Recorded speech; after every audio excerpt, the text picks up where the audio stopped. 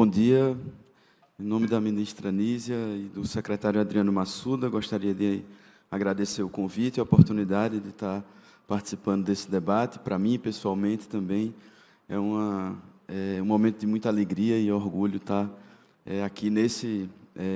portal que eu frequento e leio há tanto tempo e poder estar discutindo com um grupo de debatedores e debatedoras tão rico. Gostaria, inicialmente, de destacar um certo contexto do Ministério da Saúde, para poder responder a essa questão, dizer que, desde 2023, nós estamos sobre a batuta da ministra Nízia, num grande esforço de reconstrução do SUS nacional, o que só foi possível graças à PEC da transição, com a recomposição orçamentária. Isso representou a retomada dos investimentos e do custeio na saúde. O custeio, nós podemos recompor um orçamento em 30% do que era o orçamento da saúde. Se não fosse isso, acho que a gente teria vivido uma grande calamidade pública e social, com a interrupção dos serviços. Mas também ampliamos 14% o número de serviços habilitados no Sistema Único de Saúde. Isso tudo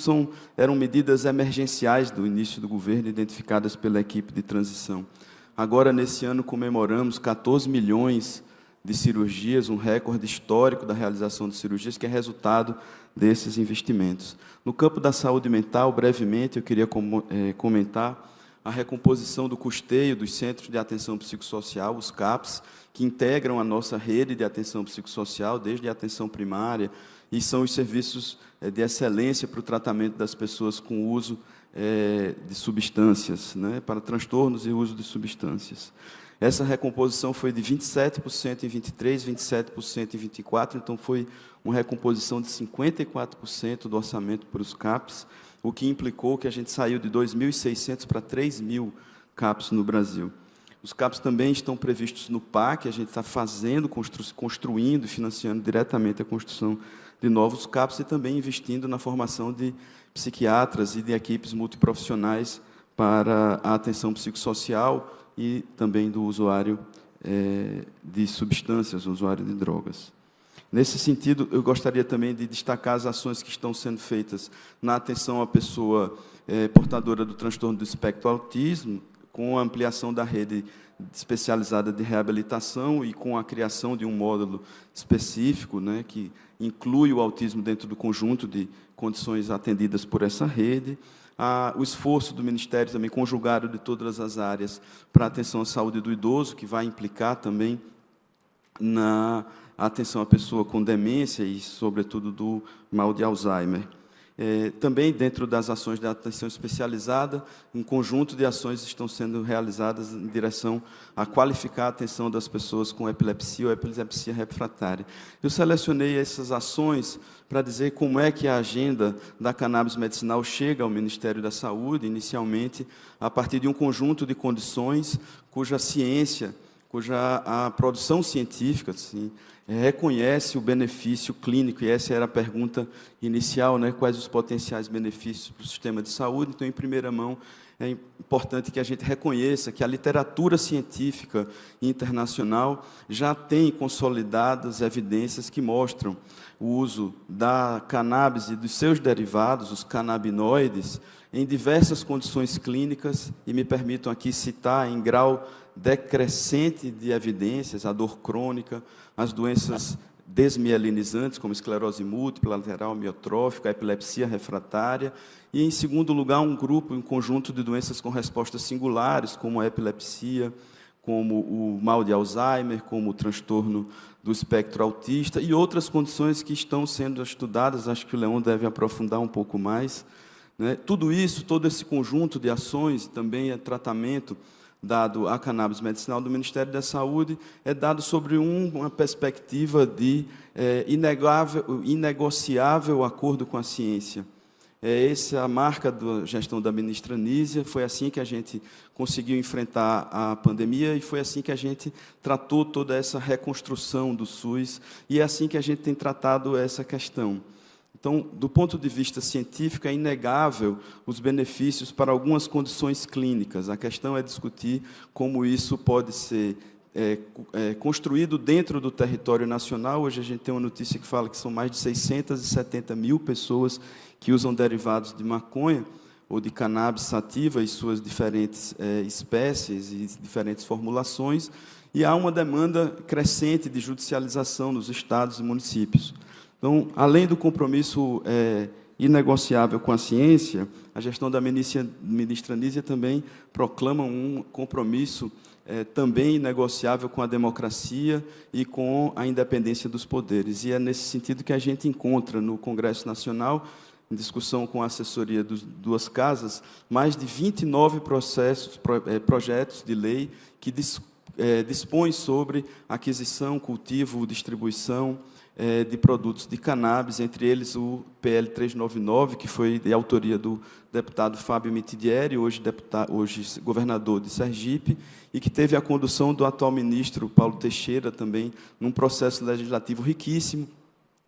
e que a gente precisa considerar. Além dos projetos de lei que tramitam no Congresso Nacional, é importante considerar que 9 estados da federação já possuem leis promulgadas que dispõem sobre cultivo, produção, aquisição, importação, distribuição e fornecimento destes medicamentos no SUS. Então, é diante disso, e também do ponto de vista científico, que a gente não pode esquecer, né, que estamos falando de uma planta que já existe no Brasil há 400 anos, uma planta aclimatada, que entrou no país através dos escravizados africanos, mas que já tem, do ponto de vista botânico, uma adaptação ao clima e ao território nacional, ou seja, isso caracteriza um patrimônio genético brasileiro e uma potencialidade econômica, né? São aproximadamente 800 milhões de reais que são gastos no Brasil com a aquisição desses medicamentos, mas para o setor produtivo da cannabis, a cannabis não é tratada mais como uma substância com toda essa preocupação do ponto de vista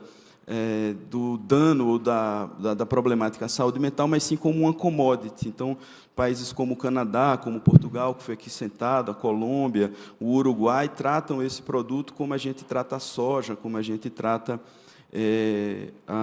o milho e outras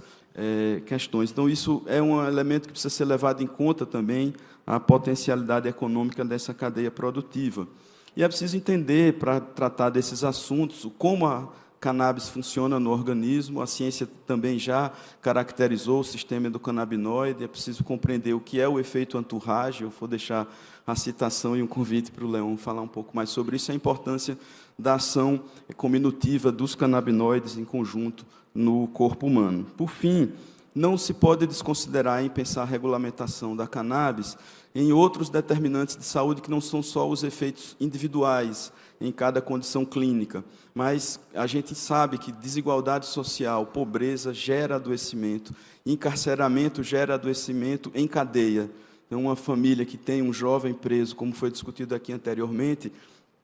adoece sistemicamente em família, adoece a mãe, adoece a família, e o sistema de saúde cuida de todo esse sistema. Então, é preciso considerar, né, nos atos regulatórios que estão por vir, como é que a gente vai produzir seguramente essa substância no Brasil para fins medicinais e de pesquisa, mas considerando também que há um conjunto de pessoas envolvidas nessa cadeia produtiva que não pode ser criminalizada por uma política pública. Mas se a gente está descriminalizando o uso adulto, né, para o cultivo e a finalidade medicinal, que hoje no Brasil já tem, desde 2015, experiências de cultivo, todas elas absolutamente sem nenhuma associação com nenhuma atividade criminosa. Então, para concluir, eu queria somente chamar a atenção que são 2 etapas que a gente vem estudando e trabalhando. A etapa de regulamentação do cultivo, que agora a gente responde à decisão do Supremo Tribunal de Justiça, né, e a questão da disponibilização, que temos uma lei que diz como devem ser disponibilizados os produtos no SUS, através de uma comissão, né, chamada Conitec, que já apreciou 2 produtos de cannabis, que são o canabidiol da Pratidona Duz e o Mevatil, e tiveram suas submissões reprovadas por do meu ponto de vista, uma arguição muito frágil do ponto de vista científico. Então, uma vez regulamentado o cultivo, a disponibilização, distribuição para o Brasil, a gente precisa discutir também como isso vai estar disponível no SUS a um preço que possa ser sustentável para o Sistema Único de Saúde, para as famílias, para o Estado brasileiro. São duas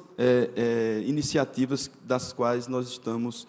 nos detendo e trabalhando junto com outros ministérios e outros órgãos do governo federal. Me coloco à disposição, muito obrigado, um bom debate a todos.